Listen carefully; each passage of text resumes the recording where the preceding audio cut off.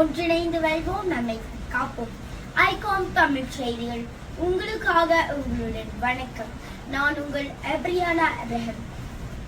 சாலை நமது வாழ்வோடு பெரிதும் ஒன்றிணைந்து உள்ளன.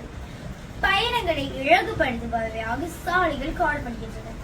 சாலைகளில் அன்றாடம் பல விபத்துகள் நிகழ்கின்றன. இதனால் சாலை பாதுகாப்பு என்பது மக்களுக்கு மிக மிக அவசியமாகின்றது. சாலை பாதுகாப்புக்காக அரசாங்கம் பல விதிகளை விதித்துள்ளது. விதிகளை சரியான வகையில் பின்பற்றப்படுகின்றவா என்பதனை போக்குவரத்து காவல்துறையினர் கண்காணிப்பில் ஈடுபடுகின்றனர்.